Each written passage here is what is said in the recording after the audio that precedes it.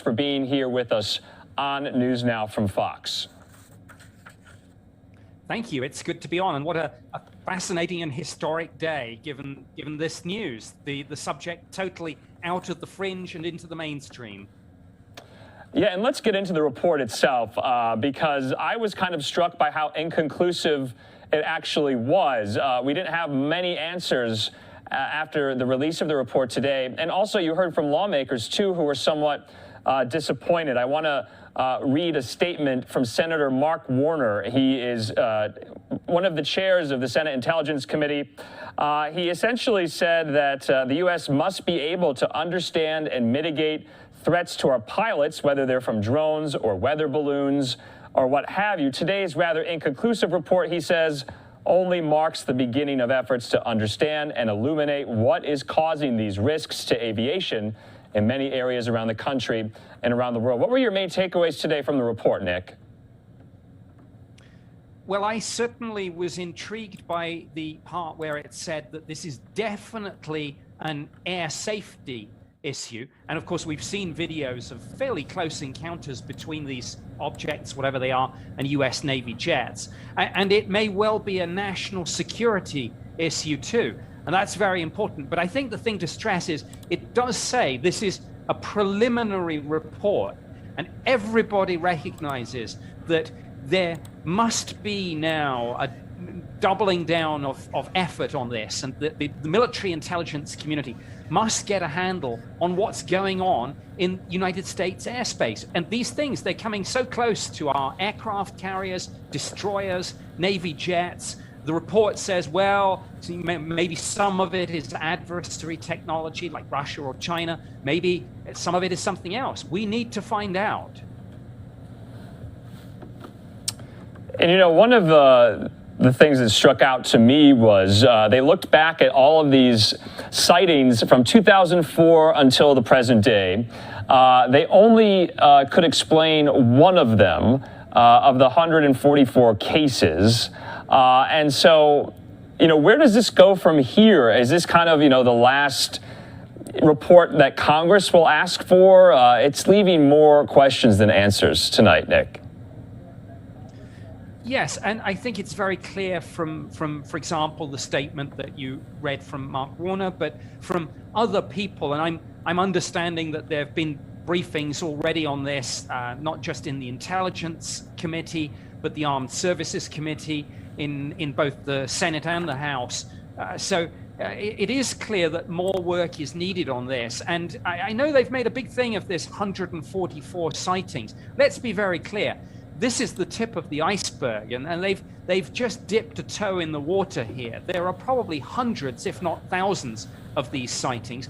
Many of them didn't previously get reported. That hopefully will change now the stigma has gone. And certainly it's my hope that the Senate Intelligence Committee, but the other committees and subcommittees that are involved in this too, will continue to push Director of National Intelligence for answers on this and for action. We need more resources brought to bear on this problem.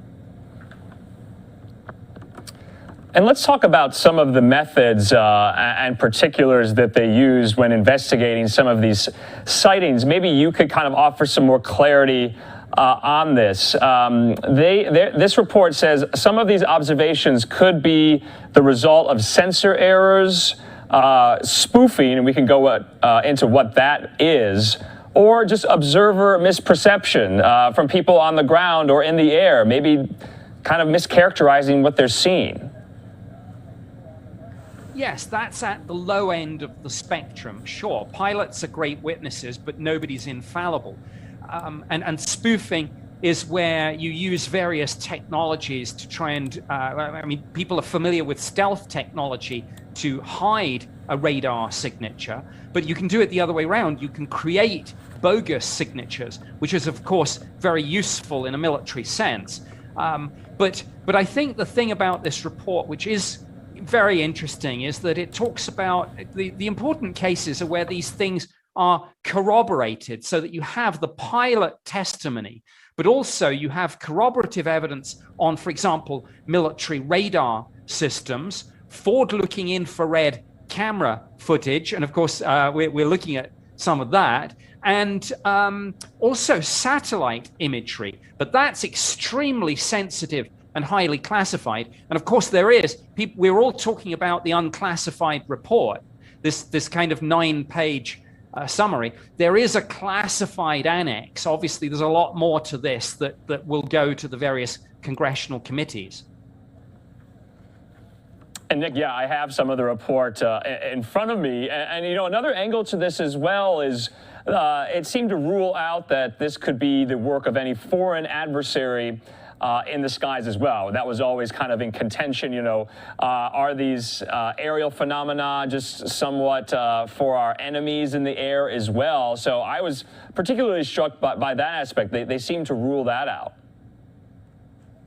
Well, they certainly, yes. As you say, they haven't found evidence of it. On the other hand, while all these incidents remain unexplained, I guess almost in logical terms, they haven't completely taken it off the table. And of course, again, in an unclassified summary, nobody wants to say how good our intelligence is about the state of, say, Russian or Chinese, but also Iranian, North Korean aircraft, missiles, drones, that sort of thing. But yeah, generally speaking, that was one of the theories. Maybe it's Russia, maybe it's China. Is any of this submarine launched, which would be a big concern?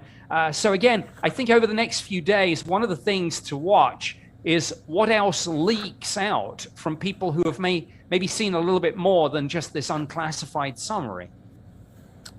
And you know, Nick, you have studied and researched and investigated so much of this.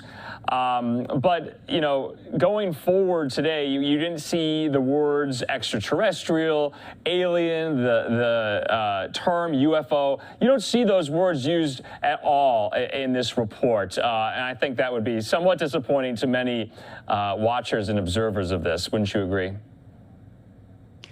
Extremely disappointing. Yes, the UFO community was seeing this wrongly, I think, but they were seeing it as disclosure when the US government would come clean about the aliens.